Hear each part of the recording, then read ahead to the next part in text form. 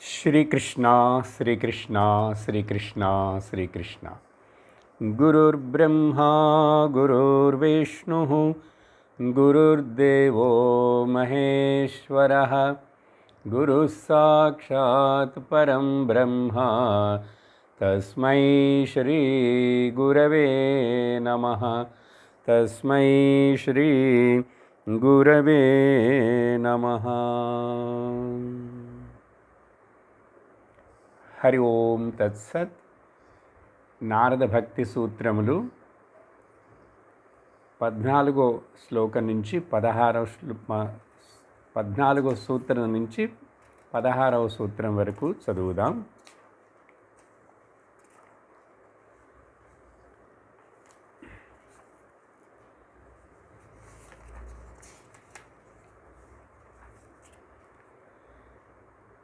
लोकोऽपि तावदेव किन्तु भोजनादिव्यापारः तु आशरीरधारणावधि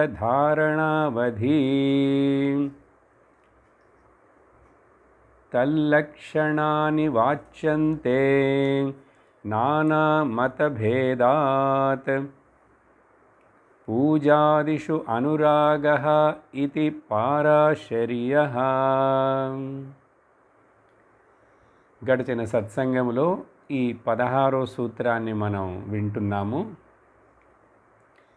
14వ సూత్రంలో చెప్పిన విషయం జస్ట్ జ్ఞాపకం చేస్తాను.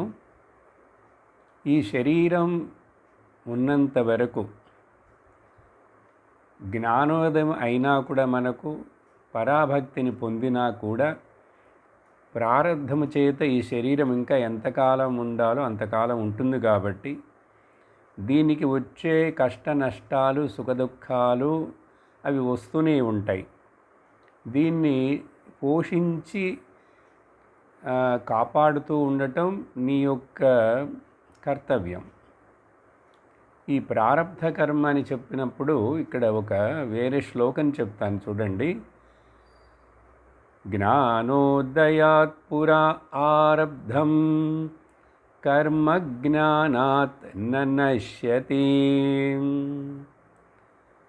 అదత్వా స్వఫలం లక్ష్యం ఉద్దిశ్య ఉత్సృష్టబాణవత్. ఒక లక్ష్యాన్ని ఉద్దేశించి గురిపెట్టి వదలపడిన ఆ బాణము వదిలేసిన తర్వాత ఆ లక్ష్యాన్ని పోయి అది తాకేంత వరకు, అంత దూరం దానికి ఎంత వేగం ఉందో అంతవరకు అది వెళ్ళి తీరుతుంది. అక్కడికి వెళ్ళి కింద పడుతుంది. అదేవిధంగా ఈ ఉదాహరణం చెప్పి ఇక్కడ ఈ శ్లోకంలో మనకు ఒకవేళ జ్ఞానోదయం అయిన తర్వాత కూడా, కానీ జ్ఞానోదయం కావటానికి ముందే ప్రారబ్ధ కర్మ అనేటువంటిది ఒకటి మొదలయ్యి దానిచే నిర్మితమైనటువంటి ఈ ఒక శరీరము వచ్చింది. అప్పుడు దీనికి ఏమేమి కర్మలు సాఫ్ట్వేర్లో ఫిక్స్ అయి ఉన్నాయో, దీనికి ఏమేమి కర్మ ఫలములు అనుభవించవలసి ఉన్నాయో అవన్నీ జ్ఞానం వచ్చినందువలన ఈ ప్రారబ్ధం ఎఫెక్ట్ చెయ్యదు అని అనుకోకూడదు. అది అర్థం. జ్ఞానాత్ ఆరబ్ధ కర్మ నశ్యతి, అది నశించదు, అది ఉంటుంది. ఇప్పుడు స్విచ్ ఆఫ్ చేస్తే అండి ఫ్యాను ఇంకా కొంచెంసేపు తిరుగుతుంది, కొంచెంసేపు తిరుగుతూ ఉంటుంది.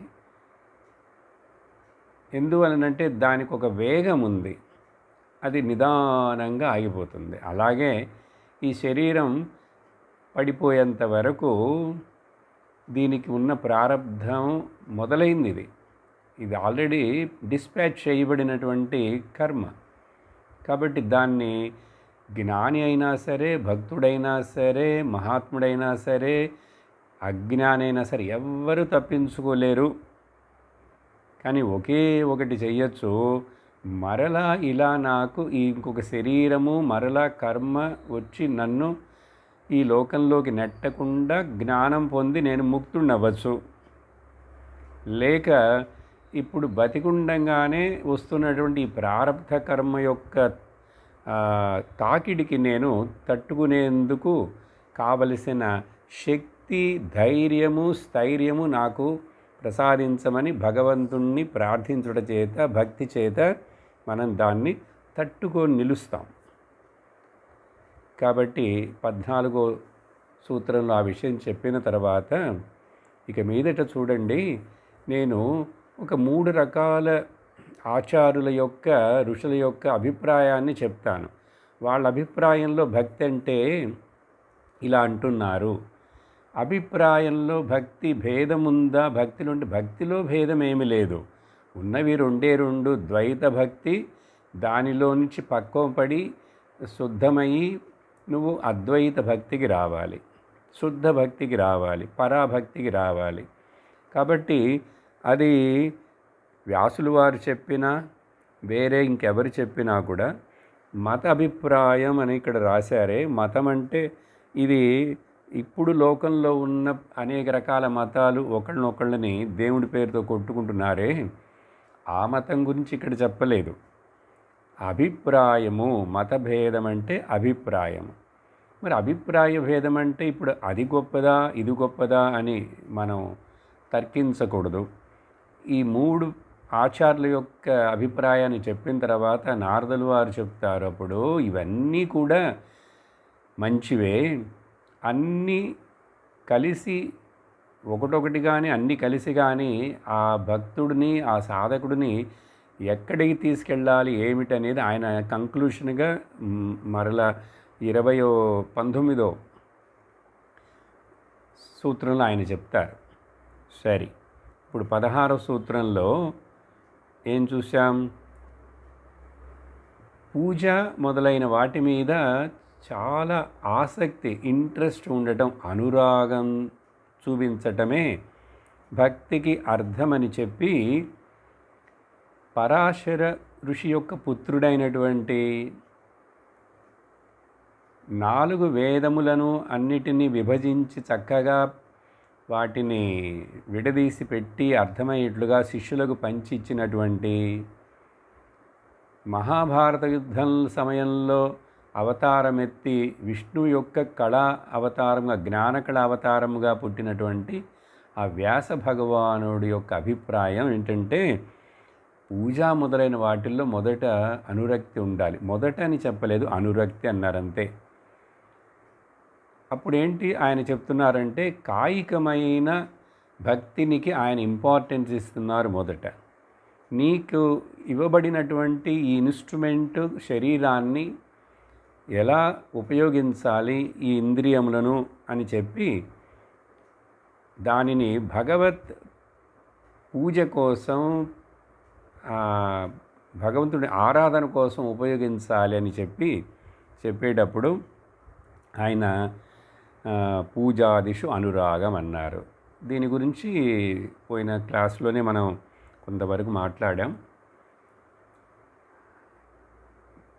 కర్మలు చేసేటప్పుడు ఈ లోకంలో భగవంతుడిని పూజను చేయటం వలన, మనం ఆరాధిస్తూ ఉండటం వలన మనకు కలిగేటువంటి ఆ ప్రయోజనం ఏమిటంటే, ఎన్ని కష్టాలు నష్టాలు వచ్చినప్పటికి కూడా మనం వాటిలోంచి తట్టుకుంటాం. ఇంకా చెప్పాలంటే మనకు వచ్చే కష్టాలన్నీ కూడా, ఉడుదుడుకులన్నీ కూడా మనల్ని ఆ భగవంతుడి వైపు మన దృష్టిని, మనస్సును తిప్పటానికి అవి ఉపయోగపడతాయి అని అర్థం చేసుకోవాలి. ప్రతి జీవితంలో వచ్చే కష్టం అన్నీ కూడా భగవంతుడు మనకు మంచి కోసమే ఇవి ఇప్పుడు మన కర్మఫలముగా సప్లై చేస్తున్నాడని. భాగవతంలో చూసామంటే ఒక ఆశ్చర్యమైనటువంటి ప్రార్థన, ఎవరు? కుంతీదేవి చేసే ప్రార్థన. ఇలాంటి ప్రార్థన మరి ఎక్కడా కూడా మీరు ఏ పురాణంలో కూడా ఎక్కడా చూడరు. ఆమె ఏమిటంటుందంటే, భగవంతుడు యుద్ధం అయిపోయిన తర్వాత బయలుదేరి ద్వారకాకి వెళ్ళే ముందు ఆవిడ కృష్ణుడితోటి మాట్లాడుతుంది. కుంతీదేవి ప్రార్థన చాలా ముఖ్యం భాగవతంలో. అట్లా మొదట ఆయన్ని ప్రార్థించి భగవంతుణ్ణి పేర్లు పెట్టి ఆయన్ని పిలిచి పొగిడిన తర్వాత ఏమంటున్నదంటే, విపదః సంతు నః శశ్వత్ తత్ర తత్ర జగద్గురో భవతః దర్శనం యత్ స్యాత్ అపునర్భవదర్శనం.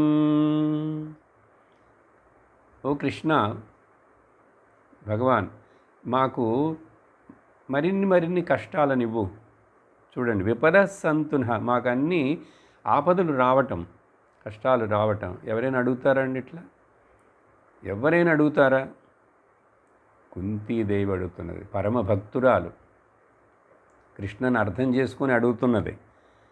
నువ్వు జగద్గురువి, ఎందుకు అడుగుతున్నానంటే ఎప్పుడెప్పుడైతే ఈ కష్టాలు వస్తుంటాయో అప్పుడప్పుడు మేము నిన్ను తలుచుకుంటాం. తలుచుకుంటే నువ్వు మాకు దర్శనం ఇస్తావు. భారతంలో వీళ్ళు ఎప్పుడెప్పుడు తలుచుకుంటే చాలు కృష్ణుడు అక్కడ ప్రత్యక్షమవుతాడు, అనేక కష్టాలలో, వనవాసం సమయంలో. కాబట్టి నీ యొక్క దర్శనం వలన మాకు మరలా ఇంకొక జన్మ ఎత్తేటువంటి అవకాశమే రాకుండా మేము ఈ ప్రారబ్ధాన్ని అనుభవించేసి మేము దాటి వెళ్తాము.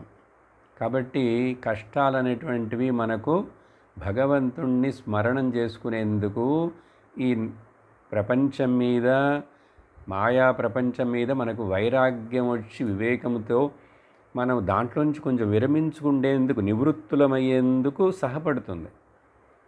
అట్లాని అప్పుడు మమ్మల్ని ప్రతిరోజు ఇప్పుడు మమ్మల్ని కూడా వెళ్ళి అడగమంటారా? అట్లా అని అక్కర్లేదు, అడగక్కర్లేదు. అడగకుండానే మన కష్టాలు వస్తూనే ఉన్నాయి ప్రారంధం ద్వారా, సరేనా? కానీ ఆ ప్రార్థన యొక్క గొప్పదనం చెప్తున్నాను, కుంతీదేవి యొక్క భక్తి గొప్పదనాన్ని చెప్తున్నాను. చూడండి, ఇలా భక్తులు ఉన్నారు. ఈ భక్తుల యొక్క కథలు వింటుంటేనే మనకు భగవంతుడి యొక్క గొప్పదనం తెలుస్తుంది. కాబట్టి కాయికమైనటువంటి ఈ కర్మలన్నీ చేస్తూ, పూజ ఆదిషు ఆ రోజే చెప్పాను, అర్చన చేయటం, అభిషేకం చేయటం, నైవేద్యం పెట్టడం, ఈ షోడశోపచార పూజ చేయటం, ఇవన్నీ కూడా ఒక స్టెప్. దీంట్లో నుంచి ఇంకొంచెం మనం మెచ్యూర్ అయినామంటే అక్కడ మనకు గ్రాడ్యువల్గా ఈ పూజలో ఉండేటువంటి ఇంట్రెస్ట్ వలన, ఒకటేమిటంటే లోక వ్యాపారాల్లో అనవసరమైన వాటిలో తలదూర్చాం. మనకు ఈ టైమే, దీనికే చాలా టైం పడుతుంది నిదానంగా చేస్తే. మంత్రాలు చెప్పి, శతనామావళి, సహస్రనామాలు చెప్పి ఇట్లా. కాబట్టి దీని యొక్క ప్రయోజనం ఎంతో ఉంది. ఇలాగే మొదట్లో ఈ పూజ మొదలైనవన్నీ చేస్తూనే మనుషుడు తన యొక్క భక్తిని పెంచుకోవాలి, మనస్సుని శుద్ధం చేసుకోవాలి, మనస్సుని ఏకాగ్రపరచుకోవాలి. శివమానస పూజ అని చెప్పి శంకరాచార్యులు వారు రాసినటువంటి ఆ పూజ శివమానస పూజ. క్రమంగా ఇలా చేయంగా ఆ తర్వాత మానసిక పూజకు వస్తాం. ఈ మానసిక పూజని యాక్చువల్గా ఇక్కడ 3వ ఆచార్యులు శాండిల్యులు చెప్తారు. కానీ నేను ఇక్కడే మీకు ముందు గుర్తు చేస్తున్నాను, ఎందుకంటే ఈ కాయిక పూజను చెయ్యంగా సరే ఎంతకాలం చేస్తాం, కొన్ని సంవత్సరాల తర్వాత శరీరం ముసలిదైపోతుందా, అది లేవలేని పరిస్థితి కూడా వస్తుందా, అప్పుడు బాధపడకూడదు, నాకు ఇంకా చేయలేకపోయినానే పూజ అని చెప్పి మానసికంగా తలుచుకొని ఆ మానసికంగానే పూజని చేయొచ్చు. మానసికంగా పూజ చేసేప్పుడు చూడండి, ఏ వస్తువులు అక్కర్లేదు, ఏ శ్రమ పడక్కర్లేదు, మనస్సు అక్కడ ఉండాలి. కాబట్టి నువ్వు కాయికమైన పూజలు చేస్తూ కూడా నీ మనస్సు అక్కడ లేకపోతే, సెల్ ఫోన్ వాట్సాప్ కాల్స్ మీద ఉంటే అప్పుడు ఆ కాయిక పూజ యాంత్రికమే కదా అవుతుంది. సరే పర్వాలేదు, అట్లాగైనా అసలు చేస్తూ ఉండంటారు మన పెద్దవాళ్ళు. మొదట చేస్తూ ఉంటే కొంతకాలం నీకు కొంచెం నువ్వు ఎదుగుతావు దాంట్లో. చెయ్యకపోతే చేయనే లేదంటే నువ్వు పరమ భ్రష్టుడు అయిపోయి లౌకికుడు అయిపోతావు. కాబట్టి శివమానస పూజలో ఒక శ్లోకంలో శంకరాచార్యుల వారు రాస్తారు, అది చివరి శ్లోకం అండి. మొదట ఆయన కూడా అన్నీ అభిషేకం చేస్తున్నట్లుగా భావించుకో, ఆయనకి నైవేద్యం ఇచ్చేటట్టుగా భావించుకో, ఆయనకి ఇవన్నీ అర్పణం చేసినట్లుగా భావించుకొని 4 శ్లోకాలు రాసి చివరి శ్లోకంలో హయ్యర్ స్టేజ్ ఆఫ్ ది మానసిక పూజ భక్తి. ఆత్మాత్వం గిరిజామతి సహచరా ప్రాణశరీరం గృహం పూజాతే విషయోపభోగరచనా నిద్రా సమాధిస్థితి సంచారపదయో ప్రదక్షిణ విధి శ్రోత్రాణి సర్వాగిరః యద్యద్ కర్మ కరోతి తత్తదఖిలం శంభో తవారాధనం. సింపుల్గా అర్థం చెప్తాను. ఓ భగవంతుడా, నువ్వు ఆత్మవు, నాయందు కూడా ఆత్మగా నువ్వే ఉన్నావు. ఆ మనస్సు వచ్చి నీ సహచరిణి. గిరిజ ఆ మనస్సు నీ సహచారిణి. ఎవరంటే ఆ మనస్సు. ఆత్మాత్వం గిరిజా మతి. నీకు నీ యొక్క ధర్మచారిణి అయినటువంటి ఆ మైండ్కి సహకరిస్తూ సేవ చేసేది ఎవరు? 5 ప్రాణాలు. సహచర ప్రాణాః. ఎక్కడ నివసించి మీకు ఈ సేవకులైన ప్రాణాలు మీకు సహాయం చేస్తున్నాయంటే శరీరం అనే గృహంలో నివసిస్తున్నారు. ఆత్మ మనస్సు శరీరంలోనే ఉంది, మనస్సు శరీరంలోనే కదా ఉంది. నేను ఆ తర్వాత చేసే ఈ పూజాది విషయ భోగ రచన ఉంది చూసారా? పూజ అంటే ఏమిటంటే నీకు చేసే పూజ ఇక్కడ చూడండి ఏం చెప్తున్నారు. నేను నా ఇంద్రియముల మూలముగా అనుభవిస్తున్నటువంటివన్నీ కూడా భోజనం చేయటం, నీ రూపాన్ని చూడటం, 5 ఇంద్రియముల మూలముగా చూస్తున్న ఈ దృశ్య ప్రపంచంలో చూస్తున్నటువంటి నీ యొక్క సృష్టి అయినటువంటి ఆ ప్రకృతి అంతా కూడా నీకు చేసేటువంటి పూజ విషయ ఉపభోగ రచన.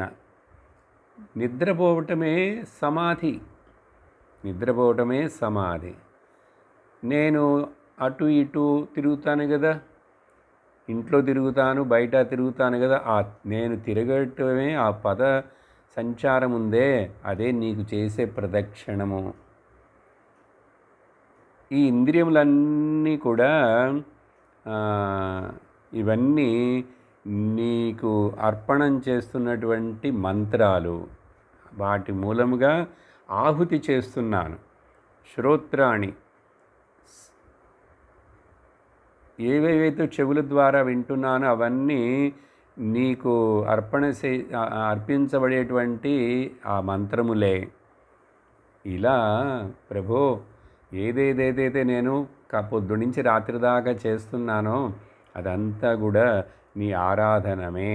చూడండి, పొద్దున లేచిన దగ్గర నుంచి జీవితమే ఒక పూజ, జీవితమే ఒక తపస్సు భావన అట్లా రావాలి. అందుకనే కదా ఆ రోజు చెప్పాను, మన బాధ్యతలని భక్తిగా మార్చుకోవాలి. అప్పుడు మనం ఇక్కడ కంప్లైంట్ చేయం. మరొక పాయింట్ ఏంటంటే, భక్తుడు అనేటువంటి వాడు కంప్లైంట్ చేయడు. కానీ మనం భగవంతుడి దగ్గర లోకాన్ని గురించి భగవంతుడితో చెప్పపోయినా సరే కంప్లైంట్ చేస్తూనే ఉంటాం. ఎంతకి మనం కంప్లైంట్స్ తగ్గించుకుంటే అంతకంతకి మనం గొప్ప భక్తులము, సాధకులం అవుతాం. కాబట్టి ఈ పూజను చేసే విధానం ఇవన్నీ కూడా చాలా అవసరము. మరి ఇక్కడ అద్వైత భక్తి ఇవన్నీ కదండి చెప్తున్నారు, అరూప భక్తి అని చెప్పి. మరి నేను ఇది వింటూ ఉండాలా లేక వాటిని వదిలేయాలంటే వదలక్కర్లేదు. ఇవి వింటూనే ఉండు, అవి చేస్తూనే ఉండు. నేను ఈ 3 సూత్రాలు అయిన తర్వాత మీకు చెప్తాను. అక్కడ అందరికి వచ్చే కొన్ని ఫ్రీక్వెంట్ క్వశ్చన్స్ ఉంటాయి, సందేహాలు. అవి తర్వాత చెప్తాను. ఏంటంటే అదే ఇప్పుడే చెప్పాను కదా, ఇది మరి అద్వైత భక్త్యా చెయ్యాలా ద్వైత భక్త్యా అని సందేహం వస్తుంది. అవన్నీ కొంచెం సేపు తర్వాత మాట్లాడతాను. ఇప్పుడు మనం ఈ 17వ సూత్రానికి వెళదాం. 17వ సూత్రంలో కథాదిషు ఇతి గర్గః, ఇక్కడ మనం అనురాగం అనే పదాన్ని కూడా ఇక్కడ మనం చేర్చుకోవా. కథాదిషు అనురాగః ఇతి గర్గః. ఆయనేమో పూజాదిషు అని చెప్పారు. ఇక్కడ ఈయన కథ మొదలైన వాటి యందు భగవంతుడి యొక్క కథ వినటంలోనూ, భగవంతుడి యొక్క కథని చెప్పడంలోనూ, భగవంతుడి యొక్క కథని చదవటంలోనూ ఆనందపడేటువంటిది అసలు భక్తి అంటే అంటారు. చూడండి, భక్తి మనకు బాగా పెరగాలి, బలపడాలి అంటే ఈ భక్తుల యొక్క కథలు వినాలి. భక్తుల కథలతో కూడి ఉన్నటువంటి భాగవతము, రామాయణము మొదలైన ఈ పురాణాల్లో భగవంతుడు మాత్రమే ముఖ్యము కాదు. భగవంతుడి యొక్క గొప్పదనం, ఆయన యొక్క విషయాలు మనకు బాగా అర్థం అవ్వాలంటే ఆయన అవతారాలు చెప్తాం. భగవంతుడి యొక్క గొప్పదనమే అప్పుడు. కానీ ఆయన గొప్పదనం ఈ చిన్న శరీరంలో ఉన్నటువంటి ఈ ఉపాధితో ఉన్న నేను ప్రదర్శించగలనా? ఆయన నరసింహుడుగా వచ్చాడు, తాబేలుగా వచ్చాడు, సూకరంగా వచ్చాడు, పంది రూపంలో కూడా వచ్చాడు, చేప రూపంలో వచ్చాడంటే దానివల్ల నాకేంటి ప్రయోజనం? నేను ఆయన గొప్పవాడు అని చెప్పి చెప్తాను అంతే. కానీ కృష్ణుడు 7 ఏళ్ల వయస్సులో గోవర్ధన పర్వతాన్ని చిటికిన వేలు మీద ఎత్తాడు. అబ్బా, ఆయన పరమాత్ముడుదండి, గొప్పవాడు. సరే, అలాగే ఆయన కళ్ళు మూసుకొని తెరిచేటప్పటికి సముద్రంలో ద్వారకా నగరాన్ని నిర్మించాడు. ఇవన్నీ మిరకిల్స్గా, అద్భుతాలుగానే ఉన్నాయి. సరే, అది ఆయన గొప్పదనం. నేనేం చేయాలంటారు? అందుకనే అట్లా ఆయన యొక్క లీలలు మాత్రమే చెప్తే అవన్నీ మనకు ఊహకు అందనటువంటి విధంగా ఉంటాయి. ఎవరండి 16,108 మంది భార్యలను పెట్టుకొని ఉంటాడు? చూశారా? ఇవన్నీ లోకానికి మనకు సహజంగా అర్థమయ్యే విధంగా లేవు, అద్భుతంగా అలౌకికంగా ఉన్నాయి. అందుకనే మనకు ఉపయోగపడేది ఏమిటంటే అటువంటి ఆ పరమాత్మ అనంతుడు, అనంత శక్తివంతుడు, సర్వవ్యాపకుడు, సకల సకల కళ్యాణ గుణ సంపన్నుడైనటువంటి ఆ భగవంతుడిని మనం దగ్గరగా అవ్వాలి. ఆయన గురించి మనకు బాగా అర్థం కావాలంటే మనలో భక్తి రావాలి. అప్పుడు భక్తుల యొక్క కథలు వినాలి. అందుకని భాగవతం అంటే భగవచ్చరితం, భాగవతాం చరితం భాగవతం. భక్తుల యొక్క కథలు చెప్పేటప్పుడు అక్కడ మనకు ఇలా భక్తిని చూపించారా, ఇంత సింపుల్గా జీవించారా, ఇంత నిరాడంబరంగా, ఇంత వైరాగ్యంతో, ఇంత సాధు స్వభావంతో అని. అందుకనే భాగవతం ముఖ్యముగా భక్తి ప్రధానమైనటువంటి ఆ శాస్త్రం లోపలంతా దాంట్లో జ్ఞానము, వైరాగ్యం, అన్ని వేదాంతం ఉంది.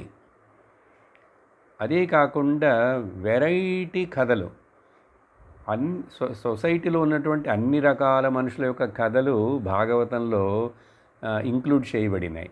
చిన్న పిల్లవాడి కథ, పెద్దవాళ్ళ కథ, నడి వయసుల వాళ్ళ కథ, స్త్రీ భక్తులు కథ అంటే స్త్రీ భక్తులు, ధనవంతులైనటువంటి రాజుల కథలు, పేదవాడైనటువంటి కుచేరుడు కథ, అన్ని రకాలైనటువంటి మనుషుల యొక్క వయస్సు భేదం కానీ,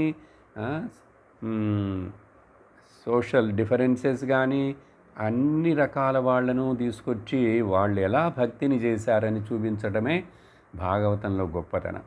అది వినంగా ఆ వినటంలో రుచి రావాలిట. అలా భగవంతుడికి సేవ చేసిన భక్తుల యొక్క కథలను వినటంలో ఎవరికైతే చాలా అనురాగం ఉంటుందో అదే భక్తి అంటారు. అదే భక్తి అంటే అది భక్తిని అభివృద్ధి చేస్తుంది. అందుకని ఈ కథలు వినటం అనేటువంటిది ఆ రోజుల్లో గుళ్ళల్లో ఈ భాగవతులు అందరూ కూడా ఇట్లా కథలు చెప్తూ గ్రామాల్లో చిన్న చిన్న పట్టణాల్లో దొరికేవి. మనకు నవరాత్రికి పందిళ్ళు వేసేవాళ్ళు, చక్కగా రాత్రి హరికథలు జరుగుతుంటాయి. ఇప్పుడు అన్ని టీవీలోకి వచ్చేసినాయి కాబట్టి వినేవాళ్ళు వింటున్నారు. అలా నేరుగా వినకుండా టీవీలో అంతా వింటే హృదయంలో భక్తి రాదండి. హృదయంలో భక్తి రాదు. అర్థమైందా? అందుకని కథలు వినటంలో కథలు మొదలైనవి అంటున్నారు. అప్పుడు వీరు చెప్పేటువంటి విషయం ముఖ్యంగా ఈయన పేరు గర్గాచార్యుడు. ఈయన గురించి కొంచెం చెప్పాలి కదా. ముందు ఈయన గురించి కొంచెం చెప్తాను. ఈయన చాలా గొప్ప ఆచార్యుడు, ఋషి. యాదవులకు కృష్ణుడు పుట్టిన ఆ అవతార సమయంలో యాదవ కులమునకు కులగురువుగా ఉన్నాడు. అందుకనే ఈయన ఆ కృష్ణుడికి చిన్నపిల్లవాడిగా ఉన్నప్పుడు పేరు పెట్టింది ఈయనే, కృష్ణ అని. ఈయన పేరులో గర్గ సంహిత అని కూడా ఈయన రాసినట్లుగా చెప్పబడుతుంది. ఈయన నక్షత్ర జ్యోతిష శాస్త్రజ్ఞుడు, ఋగ్వేదం ద్రష్ట అని చెప్పి ఋగ్వేదంలో కొన్ని మంత్రాలు ఈయన ద్వారా ఇవ్వబడినవని అక్కడ కూడా ఈయన పేరు వస్తుంది. భూమను అనే ఆయన యొక్క కొడుకు భరద్వాజ ఋషి యొక్క మనవుడని చెప్పబడుతుంది. సరే, మనకు ఆ డీటెయిల్స్ని అంత లోతుగా వెళ్ళక్కర్లేదు, కొంచెం వరకు తెలుసుకున్నాం. అంతకంటే ముఖ్యం ఏమిటంటే ఈయన చెప్తున్నటువంటి కథాదిషు అనురాగం అనేటువంటిది ఏంటంటే చూడండి, ముఖ్యంగా వాగింద్రియం శ్రోత్ర ఇంద్రియానికి ముఖ్యత్వం ఇస్తున్నారు. మనం వినుట చేతనే కదా శాస్త్రాన్ని అందుకనే శాస్త్రాన్ని శబ్ద ప్రమాణం అంటారు. సత్యమును తెలుసుకోవడానికి, బ్రహ్మమును తెలుసుకోవడానికి నేరైనటువంటి ఒక ప్రమాణం మనకేమిటంటే శాస్త్ర ప్రమాణం. 6 ప్రమాణాల్లో 5 ప్రమాణాలను నేను పక్కన పెట్టేసేసి శాస్త్ర ప్రమాణం మాత్రమే సాధ్యపడుతుంది, దానివలన మాత్రమే చెప్పబడింది. కాబట్టి ఆ శ్రోత్రం వినంగా చూడండి, ఈ చెవు అనేటువంటిది ఏదో ఇక్కడ బయట గోళకంగా ఉంది మాత్రమే అనుకోకూడదు. ఈ చెవు అనేటువంటి ఈ కప్పులు పాత్ర, దీంతో భగవంతుడి కథ అనే అమృతాన్ని తాగాలిట. సుఖదేవుల వారికి భాగవతంలో సూత మహాముని భాగవతాన్ని ప్రారంభించేటప్పుడు చెప్తారు సౌనకాది ఋషులకు. ఆయన ఏమంటారంటే పిబత భాగవతం, భాగవతాన్ని త్రాగండి అంటున్నారు.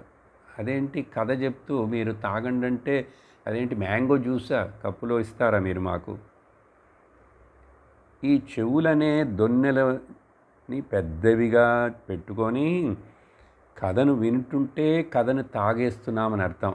పిబత భాగవతం రసమాలయం. నువ్వు లయించిపోయి, నీ మనసు లయించిపోయేంత వరకు, ఈ శరీరం లయించిపోయేంత వరకు రసమాలయం ముహురహో, మళ్ళీ భువి భావుకాహ. ఆ భక్తి భావం ఉన్నటువంటి ఓ భక్తులారా, మరలా భాగవత కథను వినండి అని చెప్పి ఆయన ప్రారంభించే ముందు చెప్తారు. ఇదేంటి అమృతం, ఇది ఫలం. అమృతం అనే ఫలంలోంచి పండులోంచి తీయబడిన జ్యూసు. నిగమ కల్పతరోర్గలితం ఫలం. ఎవరి ద్వారా ఎట్లా వచ్చింది ఇది, నాకెట్లా దొరికిందో తెలుసా? ఆ సుఖమహాముని అనే ఆ చిలక చేత కొరకబడినటువంటి జామ పండు, మామిడి పండు, ఏ పండు అయినా కూడా చాలా రుచిగా ఉంటుంది. శుకముఖాత్, శుకం అంటే చిలక అని అర్థం, రామచిలుక. ఆ పేరే ఆ సుఖదేవుల వారికి పెట్టబడింది. ఆయనే కదా భాగవతాన్ని చెప్పారు పరీక్షిత్తుకి. కాబట్టి చెవుల ద్వారా ఇంకొక రహస్యం ఏంటో తెలుసా? ఈ చెవుకి హృదయానికి డైరెక్ట్గా కనెక్షన్ ఉంది. చెవుకిను బ్రెయిన్కని మనం సైన్స్లో చెప్తాం, శాస్త్రం చెప్తుంది ఇక్కడ నుంచి ఒక నాడి ఉందిట. ఈ నాడి అనేటువంటిది కళ్ళకు ద్వారా చూసేటువంటి ఒక నర్వో బ్లడ్ వెసలో కాదండి, అది ఏ ఛానల్. నాడీకి ఇంగ్లీష్లో చెప్పాలంటే చెప్పకూడదు, నాడి అంటే నాడి అనే, లేక కొంచెం అర్థం అవడానికి ఇట్ ఈస్ ఏ ఛానల్. అంటే ఏంటి? Ductless path. ఇప్పుడు మనకు శాటిలైట్లోంచి వచ్చేవన్నీ ఛానల్ అంటున్నాం. ఎందువలన? అదొక మార్గంలో, డైరెక్షన్లో, ఆ ఫ్రీక్వెన్సీలో ఆ శబ్దం వస్తున్నది, ఇక్కడ చేరుతున్నది కదా, బొమ్మ చేరుతున్నది, శబ్దం చేరుతున్నది. కాబట్టి అట్లా ఇక్కడ నుంచి హృదయ స్థానమునకు ఒక నాడి వెళ్తుందిట. దాన్ని కర్ణనాడి అంటారు. ఎప్పుడైతే ఒక మనుషుడు శ్రద్ధతోటి, భక్తితోటి, వినయంతో, అనురాగంతో భగవంతుడి కథ వినంగా తినంగ వేము తీయగనుండునన్నట్లు అతడికి భగవంతుడి మీద రుచి, ఆధ్యాత్మిక జీవితం మీద రుచి, ఆత్మజ్ఞానం మీద రుచి, ఇవన్నీ పెరుగుతాయి. ఇది ఆటోమేటిక్గా ఈ కనెక్షన్ ఉంది హృదయానికి, చెవుకి, కర్ణనాడి ద్వారా. అందుకని మనకు తెలియదు, అది హృదయంలోకి వెళుతుంది, అక్కడ టచ్ అవుతుంది. కొంచెం అది లోపల బాగా ఏమవుతుంది? అబ్జార్బ్ అవుతుంది, ఎసిమిలేట్ అవుతుంది. కాబట్టి ఇది చెప్పేవాళ్ళు వాక్ ఇంద్రియాన్ని ఉపయోగిస్తున్నారు, వినేవాళ్ళు శ్రోత్ర ఇంద్రియాన్ని ఉపయోగిస్తున్నారు కదా.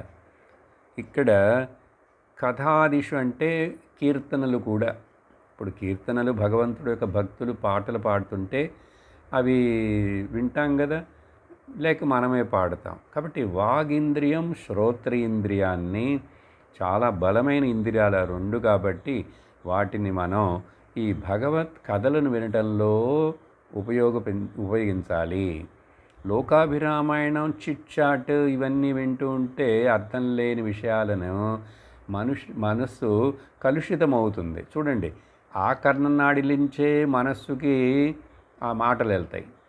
ఎవరో ఏదో ఎవరి గురించో క్రిటిసైజ్ చేస్తున్నారు, చెప్తున్నారు, తప్పుగా మాట్లాడుతున్నారంటే అవన్నీ మన చెవిలో వేసుకున్నామంటే చాలామందికి ఈ చెవులు పెట్టి వినడం, వాళ్ళు ఏం మాట్లాడుకుంటున్నారో, పక్కింట్లో ఏం మాట్లాడుకుంటున్నారో, గోళ్ళకి చెవులు ఉంటాయని అంటారే, అట్లా ఉండకూడదు. ఎందుకు? మనకు ఎప్పుడు ఆ భగవన్నామం నా చెవిలో పడుతూ ఉండాలి, భగవత్ కథా విషయం నా చెవిలో పడుతూ ఉండాలి.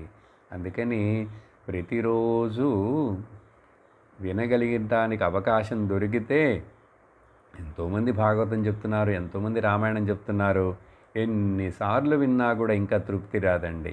ఇంకా ఏదో కొత్తగా ఉంటుంది. మనలో మార్పు వస్తుంది, మనస్సులో మార్పు వస్తుంది, రుచిని పెంచుతుంది మనకు. కాబట్టి అలా నేరుగా వినేందుకు అవకాశం లేకపోతే ఇంట్లో మనమే ఆ భాగవత కథ పుస్తకాలు ఇవన్నీ పెట్టుకొని మనమే చదవాలి, మనమే చదువుతూ మనమే వింటుండాలి. ఇలా చేయటం వలన ఆ భక్తి బాగా పెరుగుతుంది. కాబట్టి భగవంతుడి యొక్క లీలలు, భక్తుల యొక్క చరితములు వినటంలో ఎక్కువగా పాల్గొనటమే భక్తి అని గర్గ ఋషుల యొక్క అభిప్రాయం. చూసారా? ఆ తరువాత ఇప్పుడు శాండిల్యర్ వారు ఏం చెప్తున్నారు? తర్వాత ఋషి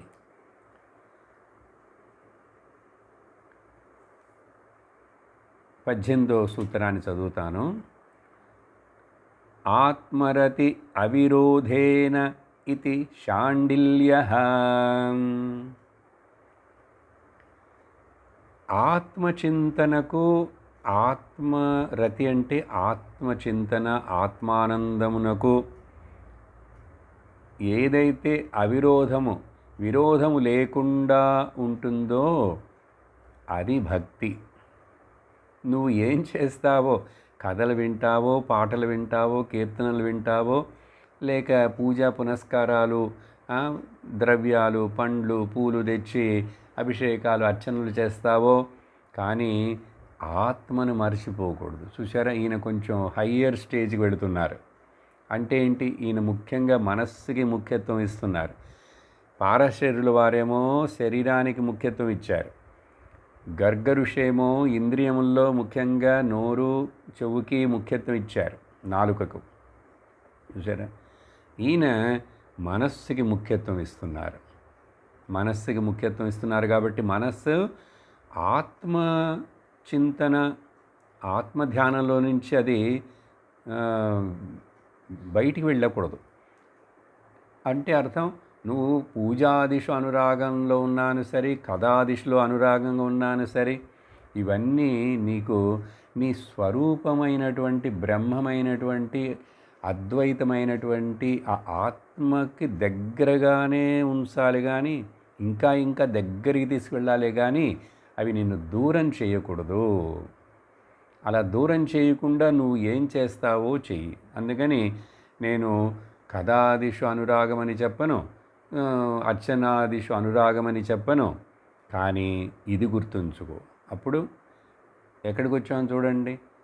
నారద భక్తి సూత్రం ప్రారంభించేటప్పుడు ఏం మాట్లాడామో శంకరాచార్యులు వారు చెప్పినవి పదే పదే జ్ఞాపకం చేసుకుంటూ భక్తి అంటే ఏమిటని అర్థం చేసుకున్నాం. స్వస్వరూప అనుసంధానమేవ భక్తిత్యభిధీయతే. మోక్షమునకు ఆత్మజ్ఞానం కావాలి. ఆ ఆత్మజ్ఞానం కోసం ఈ భక్తి అనేటువంటిది మోక్ష సామాగ్రిణం. భక్తి అత్యంత ముఖ్యమని చెప్పి శంకరాచార్యులు వారు చెప్పింది. భక్తి ఏవ గరీయసి. అప్పుడు ఇవన్నీ గుర్తుపెట్టుకొని ఇప్పుడు గర్గులు వారు శాండిల్యులు వారు చెప్పేటువంటివి మనం అర్థం చేసుకున్నామంటే చివరికి ఏంటంటే అన్నీ కూడా మనల్ని తీసుకెళ్ళి మనల్ని అక్కడ చేర్చేటువంటి గమ్యం ఏంటంటే వాళ్ళ ఆత్మస్వరూపంలో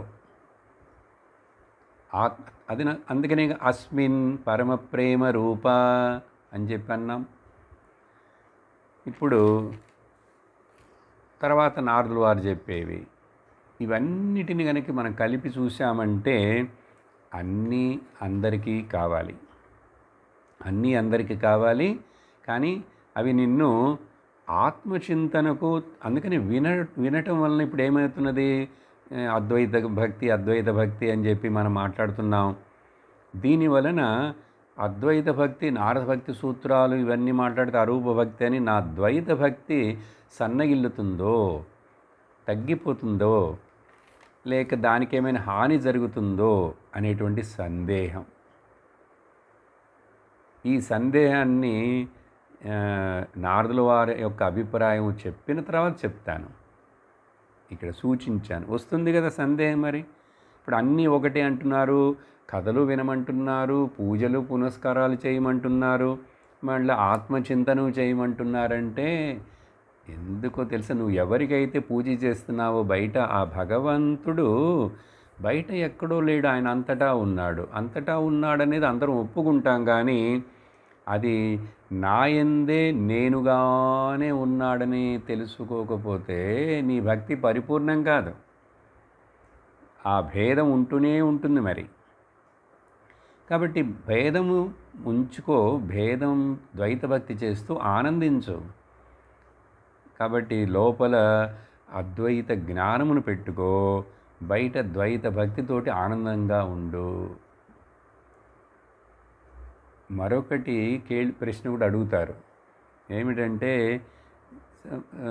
స్వామి భక్తి అంటేనే ద్వైతం అండి, భగవంతుడు నేను ఆయనకి పూజ చేస్తున్నాను, ఆయన్ని అడుగుతున్నాను, కోరుకుంటున్నాను, నేను దాసుడను, ఆయన స్వామి. కాబట్టి భక్తి అంటేనే రెండు ద్వైతం ఉంటుంది కదండి. మీరు అద్వైత భక్తి అంటారేంటి? అసలు భక్తి అనే పదాన్ని ఈ ద్వైతానికే ఉపయోగించవచ్చు కానీ అద్వైతం అనే దానికి అసలు భక్తి అనే పదం ఉపయోగించనే కూడదండి. అదెట్లా సాధ్యం? అద్వైతం అంటే అది ఒకటే ఒకటి. అక్కడ ఒకటి ఉన్నప్పుడు ఇంకా భక్తి ఎవరు చేస్తారు, ఎవరి మీద చేస్తారు అనే సందేహం కూడా వస్తుంది. కానీ శాస్త్రం చెప్తుంది అది తప్పు కాదు, అద్వైత భక్తి అనేదే కరెక్ట్. ఎందుకంటే వాళ్ళకి అందరికీ వాళ్ళ మీద ప్రేమ, అది ఆత్మ మీద ప్రేమ. ఆత్మ ఏంటి? అనేక ఆత్మలు ఉన్నాయా? లేదుగా. జీవాత్మ పరమాత్మ రెండు ఒకటే కదా. మరి అది అర్థం చేసుకోకుండా నువ్వు ఇట్లా ప్రశ్న ఇస్తే ఎలా? నీ ప్రశ్న తప్పు. భక్తి అనేటువంటిది అద్వైతంలోనే ఉంది. మొదటి నుంచి అదేగా చెప్తున్నాము. ఆత్మరతి, ఆత్మ ఆత్మ ఆత్మ. ఎందుకంటే ఆత్మ వేరు పరమాత్మ వేరు కాదు కదా. ఆత్మ వేరు పరమాత్మ వేరు కాదు. కాబట్టి ఇక్కడ ఆ ప్రేమ అనేటువంటి భక్తి అంటే ఏంటంటే ప్రేమ. ఆత్మనస్తు కామాయ సర్వం ప్రియం భవతి అని చెప్పాం. యాజ్ఞవల్కుడు వారు చెప్పారని. అప్పుడు వాళ్ళకి వాళ్ళ ఆత్మ మీద ఉన్నదే నిజమైన ప్రేమ. ఎందుకంటే మరొక ప్రేమ అనేది ఎక్కడా లేదు. కాబట్టి ప్రేమ అనే పదం అంటే భక్తి. ఈ భక్తి అనేటువంటిది పరమాత్మ మీద అన్నాం. ఆ పరమాత్మని నువ్వేం చేస్తున్నావంటే రకరకాల నామరూపాలు ఇచ్చేసి ఆయన్ని బయటనే పెడుతున్నావు, బయటనే ఉంచుతున్నావు. ఆయన నీ హృదయంలో కూర్చొని ఇవ్వటం లేదు. నువ్వు హృదయంలోనే కూర్చొనిస్తే, హృదయంలోనే ఉన్నాడని నువ్వు గమనించావంటే ఇంకా అప్పుడు బయటకి ఎందుకు పరిగెడతావు? లోపల బయటన భేదమే లేదు కదా. అందుకని ఆ ప్రశ్న నీది తప్పు. అద్వైత భక్తి అని చెప్పటం చాలా సబబు. భక్తి అంటే ఏకంలోనే ఉంది. ఏకంలో ఒక్కట్లో ఉంటేనే అది భక్తి, ఏకాంత భక్తి. అనన్య భక్తి అని చెప్పి మాట్లాడాం కదా. సరే, ఇప్పుడు శాండిల్య ఋషి గురించి కొంచెం వివరణ విందాం. ఈయన దేవల అనే ఋషి యొక్క పుత్రుడు. ఈయన విష్ణు భక్తుడు. ఈయన బ్రహ్మతత్వముని గురించి కూడా మాట్లాడతారు, భక్తిని గురించి కూడా మాట్లాడతారు. అందుకనే ఈయన యొక్క సూత్రాలు, ఈయన కూడా శాండిల్య వారు కూడా 100 సూత్రాలు రాశారండి. ఇప్పుడు కూడా ఉన్నాయి పుస్తకాలు. భగవంతుడు కృప చూపిస్తే టైం దొరికితే విందాం అవి కూడా. శాండిల్య భక్తి సూత్రాలు ఇంకా కొంచెం లోతుగా ఉంటాయి. ఎందుకంటే ఈయన యొక్క స్టాండ్ ఏమిటంటే బ్రహ్మము మీద భక్తి అనేది మాట్లాడతారు. బ్రహ్మం అంటే ఏకరూప భక్తిలో నుంచి బహురూప భక్తి చేస్తూ ఈ రెండు ద్వారా అరూపమైనటువంటి ఆత్మభక్తి పరమాత్మ భక్తి రావాలని. కాబట్టి ఈయన బ్రహ్మమును గురించి ఇంక్లూడ్ చేస్తూ ఈయన సూత్రాల్లో ఉంటుంది. కానీ వాటిని శాండిల్య భక్తి సూత్రాలనే పిలుస్తాం. ప్రేమ భక్తి అంటే ఏమన్నా అనురాగం అన్న, ఆత్మ మీద అనురాగం. ఆత్మ మీద అనురాగం అని చెప్పకపోతే నువ్వు పరమాత్మ అని చెప్పి ఆయనకు రూపాన్ని ఇచ్చి నామాన్ని ఇచ్చి ఆయన బయటనే ఉంచి ఆయన గుళ్ళో పెట్టి తాళాలేసేసి ఆ తర్వాత ఆయనని మన ఇష్టం వచ్చినట్లుగా ఆయన ఆడాలని చెప్పి ఎదురు చూస్తాం. ఈ శాండిల్య వారి పేరులో శాండిల్య విద్య అనే ఒకటి ఉంది. శాండిల్య ఉపనిషత్తు అని కూడా ఒకటి ఉంది. శాండిల్య భక్తి సూత్రాలని ఉంది. శాండిల్య గోత్రముతోటి అనేక మంది ఉన్నారు. ఇప్పుడు కూడా శాండిల్య గోత్రమునికే ఈయన ఒక మూలమైనారు. ఈయన పేరులో గోత్రం వచ్చేసింది. మరొక ఆశ్చర్యం ఏమిటంటే ఈయన ఆ సూత్రాలని రాసేటప్పుడు జస్ట్ ఫర్ ఇంట్రెస్ట్ 1-2 చెప్తాను. ఆ ఆ మొదటి సూత్రంలో నారదుల వారు ఎట్లా ప్రారంభించారు? అథాతో భక్తిం వ్యాఖ్యాశ్యామః అని ఈయన మొదలుపెట్టారు. ఇప్పుడు మనం ఆ భక్తిని గురించి వివరిస్తాము, మాట్లాడదాము, తెలుసుకుందాము. ఈయన కూడా అట్లా రాసేటప్పుడు మొదట్లో అథాతో భక్తి జిజ్ఞాస. ఈ జిజ్ఞాస అనే పదం సహజంగా వేదాంతంలో ముముక్షువులకు ఉపయోగించేటువంటిది. భగవద్గీతలో 4 రకాల భక్తుల గురించి భగవంతుడు చెప్పేటప్పుడు ఆర్తభక్తి, అర్థార్థి భక్తి, జిజ్ఞాసు భక్తి అండ్ జ్ఞాని భక్తి 4 చెప్పారు అక్కడ. దాంట్లో 1 కంటే 2, 2 కంటే 3, 3 కంటే 4 ఉత్తమమైనది. కానీ ఉత్తమమైన 4వ భక్తి జ్ఞానభక్తికి వెళ్ళాలంటే మొదట నీకు జిజ్ఞాస ఉండాలి. అసలు భక్తి అంటే ఏమిటండి? జిజ్ఞాస అంటే క్యూరియాసిటీ. ఎంక్వైరీ చేద్దామా? ఇప్పుడు భక్తి జిజ్ఞాసను పెంచుకుందాము. భక్తి అంటే ఏమిటని లోతుగా విచారణ చేద్దాము. చూడండి, ఆ ఒక్క పదంలో దానికి వెయిట్ పెరిగిపోయింది. అంటే నారదుల వారు చెప్పింది తక్కువనేం కాదు. ఆయన ఆత్మ గురించేగా మొదటి నుంచి ఇప్పుడు 6-7 క్లాసులంతా ఆత్మ మీద ప్రేమ అని చెప్పి అద్వైత భక్తి అని చెప్పి చెప్తున్నాం. కాబట్టి ఈయన అథాతో భక్తి జిజ్ఞాస అని మొదలు పెడతారు. అది మాత్రమే కాదు, నారదుల వారు సాతు అస్మిన్ పరమ ప్రేమ రూప అని 2వ సూత్రం ఆయన చెప్తే, సాతు అది, దాని యందు, అస్మిన్ దీని యందు అత్యంతమైన ప్రేమ అన్నారు. కానీ ఇక్కడ ఈ వేదాంతానికి ముఖ్యత్వం ఇస్తూ ఆత్మకి ముఖ్యం ఇస్తున్నటువంటి శాండిల్ వారు సా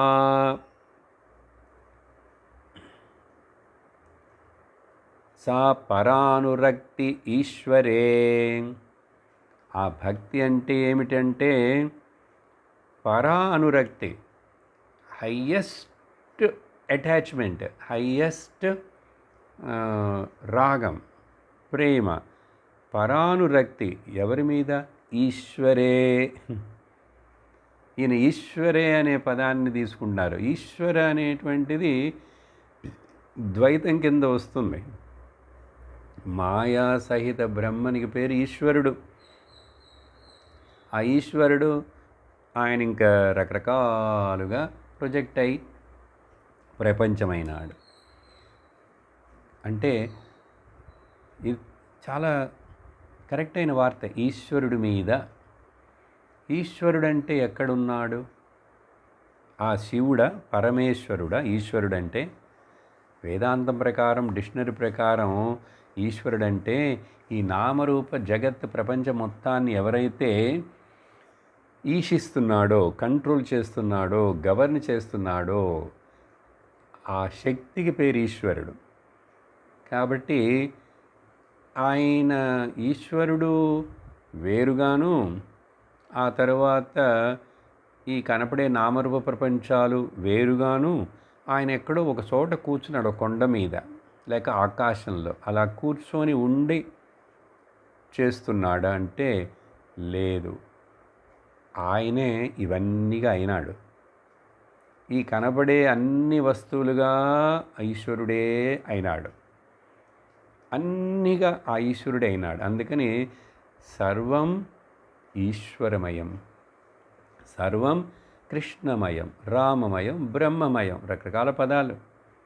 అందుకని కళ్ళకు కనిపిస్తున్నది అంతా కూడా, అనుభవపడుతున్నది అంతా కూడా ఈశ్వరుడు తప్ప మరొకటి కాదు. చూడండి, అందుకని అంటే ఇప్పుడేంటి, అనుభవపడుతున్న ఈ జగత్తు మొత్తాన్ని నువ్వు ఈశ్వరుడుగా భావించాలి. ఒక గుళ్ళో, ఒక రూమ్లో, ఒక మందిరంలో, ఒక చోట, ఒక రూపంలో, ఒక నామంలో ఉన్నది మాత్రమే ఈశ్వరుడు అని అనుకోకూడదు. అది పెట్టుకో, దాన్ని సపోర్టుగా పెట్టుకో. కానీ భావనలు ఎట్లా రావాలి? మరొక గుడిని, మరొక మతాన్ని, మరొక భక్తుణ్ణి ద్వేషించకూడదు, వాళ్ళ మీద వేళ్ళు చూపించకూడదు, ఏమి హింస చేయకూడదు. మరి ఈ భావన రాకపోతే అసలు ఆ భక్తి అంటే దానికి భక్తి అని పిలవచ్చా? సా పరానురక్తి ఈశ్వరే. ఈ పర అనే పదానికి కూడా వేదాంతం 3 రకాల అర్థాన్ని తీసుకోమంటుంది. ఒకటేమిటంటే పర అంటే ఇంగ్లీష్లో చెప్తాను, ఈజీగా ఉంటుంది. సంస్కృతంలో ప్రత్యక్, క్లోజర్ దాన్ ది క్లోజెస్ట్. ఏంటండి అది? దగ్గర వాటన్నిటి కూడా దగ్గరది. నాకు నేను దగ్గర. ఈ నేను అనేది ఆత్మ, అదే పరమాత్మ. లేక సూక్ష్మాత్ సూక్ష్మతరం, సట్లర్ దాన్ ది సట్లెస్ట్ పర అంటే. ఎందుకు అంటే అది అంతటా వ్యాపించింది కానీ ఈ మనస్సు గ్రహించలేకపోతున్నది. అలాగే supreme than the supreme most పర అంటే అర్థం. సరే, ఈయన శాండిల్ వారి యొక్క బ్యాక్గ్రౌండ్ ఇదంతా. సో ఈయన ఏం చెప్పారు? ఆత్మరతి అవిరోధేన. అందుకనే ఈయన ఆత్మ అనే పదాన్ని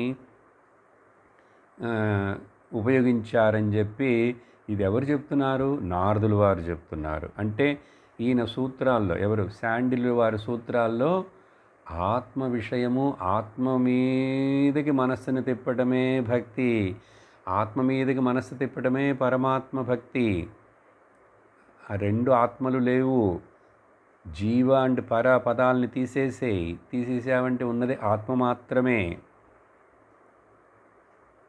ఇది ఆయన హైలైట్ చేసి చెప్పారు. ఇప్పుడు నారదుల వారు చెప్పిన ఆయన అభిప్రాయాన్ని కూడా చూద్దాం. నారదుల వారే ఈ 3 చెప్పిన తర్వాత నా అభిప్రాయంలో మరలా చెప్తాను, మొదటి నుంచి నేను చెప్తూ వస్తున్నాను. కొంతమందికి ఇక్కడ సందేహం వస్తుంది. నారదుల వారు ఆయన అభిప్రాయాన్నే మళ్ళీ ఆయన అభిప్రాయం ఇక్కడ చెప్పడం ఏంటి? దీంట్లో పేరు కూడా వస్తుంది. కాబట్టి ఈ నారద భక్తి సూత్రాలు నారదుల వారు రాసినది కాదు, వేరే ఎవరు రాసి ఉంటారని. సరే, ఎవరు రాసిన ఏమిటండి, మనకు విషయం ఉపయోగపడుతున్నదా లేదా? 19వ సూత్రం. నారదస్తు తదర్పిత అఖిలాచారత తద్విస్మరణే పరమ వ్యాకులత ఇది. చూడండి, ఈయన కంక్లూడ్ చేస్తున్నట్లుగా ముందు చెప్పినటువంటి పరాశరుల వారి అభిప్రాయం, గర్గుడి యొక్క అభిప్రాయం, శాండిల్ వారి యొక్క అభిప్రాయం, ఇవన్నీ కూడా వాళ్ళకి ఆ లెవెల్లో అవన్నీ కరెక్టే, అవి మనుషులకు కావాలి, అవన్నీ చక్కగా భక్తిని అభివృద్ధి పరుస్తాయి. కానీ నా అభిప్రాయం ఏమిటంటే తద్ అర్పిత అఖిలాచారత. చూడండి ఎట్లా కంక్లూడ్ చేస్తున్నారు. మళ్ళీ సర్వనామాన్ని ఉపయోగిస్తున్నారు. తదర్పిత, దానికి అర్పించబడిన, అది ఏ ఆచారమైనా సరే, అది పూజ, అది తీర్థయాత్రయా, అది లేక ప్రదక్షిణమా, కథ వినటమా, కథ చెప్పటమా, పాటలు పాడటమా, ఏ ఆచారమైనా పర్వాలేదు బాబు, కానీ అది దాన్ని చూపిస్తున్నదా లేదా, అది దానికి అర్పితమవుతున్నా లేదా, అది సెంటర్గా ఉందా లేదా? చూడండి, centre point is very important. ఈ సెంటర్ని వదలకుండా నువ్వు కొంచెం ఇట్లా రౌండ్గా ఎక్కడైనా తిరుగు, పర్వాలేదు. ఈ దూడపిల్లని లేక ఆవుని వీటిని కట్టేటప్పుడు కొన్ని చోట్ల అది గడ్డిని మేయాలి, కానీ అది ఎక్కడికో వెళ్ళిపోకూడదు. అందుకని ఆ వ్యవసాయదారుడు ఏం చేస్తాడు, ఓనరు ఒక చిన్న గడ్డపారనో గుంజనో పాతి దానికి కడతాడు. ఒక 10 అడుగులు 20 అడుగులు తాడు పెద్దది పెడతాడు. అది అప్పుడు తింటుంటుంది, తిరుగుతుంటుంది, కొంచెం దగ్గరకు వస్తుంది, గుంజకి కొంచెం దూరం వెళుతుంది, కానీ పూర్తిగా ఈ గుంజ నుంచి వదిలేసి దూరం వెళ్ళలేదు. ఆ తాడు అనేటువంటి ఇక్కడ కట్టే ఉన్నది. అలాగే మన మనస్సు అనే తాడుతోటి భగవంతుడిని మనం కట్టేసుకోవాలి. కట్టేసేసి లోకంలో కొంచెం కొంచెంగా ఈ వ్యవహారాలు ఇవన్నీ చేస్తుండాలి. సెంటర్ని, న్యూక్లియస్ని వదిలేసామంటే పడిపోతాం. ఎలా ఉదాహరణ చూడండి, చిన్నప్పుడంతా మనం పిల్లలుగా ఉన్నప్పుడు ఇళ్లల్లో ఆడుకుంటుంటాం. అప్పుడు అన్ని స్తంభాలు ఉండేవి ఇళ్లల్లో. చెక్క స్తంభాలు, రాతి స్తంభాలు. ముఖ్యంగా పిల్లలకి ఇంట్రెస్ట్. అది ఇట్లా చేయి పెట్టి పట్టుకొని గిరగిర గిరగిరగిర దాని చుట్టూ తిరిగి తిరిగి తిరిగి తిరిగి తిరిగి తిరిగి అట్లా వదిలేస్తాం. వదిలేసినప్పుడు అట్లా వెళ్ళి కింద పడిపోతాం. తల తిరుగుతున్నట్లుగా ఉంటుంది. అది పిల్లలకు ఒక ఆనందం కదా. అట్లాగే భగవంతుడిని పట్టుకోవాలి. అట్లీస్ట్ ఒక చేత్తో పట్టుకో బాబు. ఆయన అందుకనే ఇట్లా 2 చేతులు చూపిస్తూ నిలబడతాడు ఏ గుళ్ళు అయినా ఎక్కడైనా. ఏమిటంటే ఒకటేమో నువ్వు నా పాదాలని పట్టుకో, నేను నీ యోగక్షేమాలను నేను చూస్తాను. అందుకని నా దగ్గరికి రా, ఇక్కడ ఉండు, నువ్వు నిన్ను రక్షిస్తా. నేను సెంటర్ని వదలకూడదు. అర్థమైందా? ఒక చేత్తో దేవుని పట్టుకో, మరొక చేత్తో లోకంలో పనిచేయి. మైండ్లోనే ఒక భాగాన్ని ఎప్పుడు లోపల కనెక్ట్ చేసి పెట్టు. భగవంతుడి బ్యాక్గ్రౌండ్ తంబుర శృతిలాగా. ఈ తిరగలు ఉంది కదండి మన ఇళ్లల్లో, ఇప్పుడు ఉండవు మోడర్న్గా. పాత ఇళ్లల్లో ఇంకా గ్రామాలు, చిన్న చిన్న ఊళ్ళల్లో తిరగళ్ళు ఉంటాయి. ఆ తిరగలిలో మేము చిన్నప్పుడంతా చూస్తుంటాం. అమ్మమ్మలు, బామ్మలు వీళ్ళు దాంట్లో గింజలు వేసి తిప్పుతూ ఉంటే అవి తిరిగి తిరిగి తిరిగి నలిగిపోయి వస్తుంటాయి. మధ్య మధ్యలో మనం ఏం చేస్తారంటే వీళ్ళు ఆ తిరగలి పై రాయిని లేపి అక్కడ మధ్యలో ఉన్నటువంటి ఒక చెక్క ఇది ఉంది చూడండి, పెగ్, చిన్న ఒక చెక్క ముక్కు ఉంటుందా, దానికి పట్టుకొని దగ్గరగా అంటుకొని కొన్ని గింజలు ఉంటాయి. అవి నలిగిపోవు. కానీ పాపం మనం ఏం చేస్తామంటే లేవదీసేలా వాటిని మళ్ళీ బయటికి తీసుకొచ్చి మళ్ళీ వేస్తాం. ఈ తిరగలి సెంటర్లో ఉన్నటువంటి ఆ చెక్క ముక్కని పక్కనే అంటుకొని ఉన్నట్లుగా నువ్వు అట్లా ఉన్నావంటే ఈ సంసార చక్రంలో నలిగిపోవు. ఎప్పుడైతే సెంటర్ను వదిలేసావో నలిగిపోతావు. సంసారంలో మునిగిపోతావు. అందుకనే ఇక్కడ అన్ని పనులు అంటే చెప్పాం కదా, పొద్దున్న లేచిన దగ్గర నుంచి రాత్రి దాకా నా కుటుంబ బాధ్యతలు, నా శరీరాన్ని చూసుకోవటం, తినటం, వండటం, ఆఫీసుకు వెళ్ళటం, బిజినెస్ చేయటం, అన్నీ ఏ పని చేస్తున్నా కూడా నేను ఆత్మను, ఆ పరమాత్మని ఈ శరీరంలో ఉండి ఆయన వ్యక్తం చేసుకుంటున్నాడు. కాబట్టి నా నుండి అన్ని దైవీ గుణాలే వ్యక్తం అవ్వాలి. దైవీ గుణాలు వ్యక్తమైతే అర్థం పరమాత్మ వ్యక్తమవుతున్నాడని. అసుర గుణాలు వ్యక్తమైనవి అంటే అవి జీవుడు అహంకారము యాక్టివ్గా ఉందని అర్థం. ఒకటే గుర్తు, నాకు అహంకారం ఎక్కువ ఉందా లేదా అంటే ఎప్పుడెప్పుడైతే రాగము, ద్వేషము, కోపము, తాపము, కాంపిటీషన్, కట్ త్రోట్, అది ఇవన్నీ వస్తాయో, అవి డామినెంట్గా ఉన్నాయో అర్థం అహంకారం. జీవుడు పనిచేస్తున్నాడు. జీవుడు యాక్టివ్గా ఉన్నాడంటే డేంజర్. పరమాత్మ యాక్టివ్గా ఉన్నాడంటే సుఖం.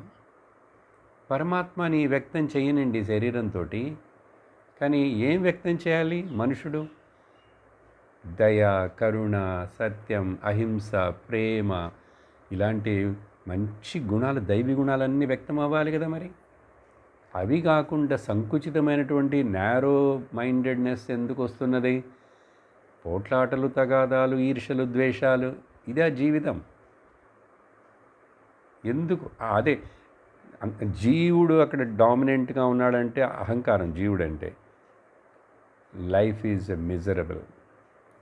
If the divinity is dominated, పరమాత్మ అని మనం ఎలౌ చేసామంటే ఆయన వ్యక్తం చేయటానికి, లైఫ్ ఈజ్ బ్లిస్ఫుల్. కాబట్టి మనం ఆయన్ని వ్యక్తం చేయటానికి మనం ఎలౌ చేయాలి. మన మధ్యలో నిలవకూడదు, ఆయనకి అడ్డంగా నిలవకూడదు.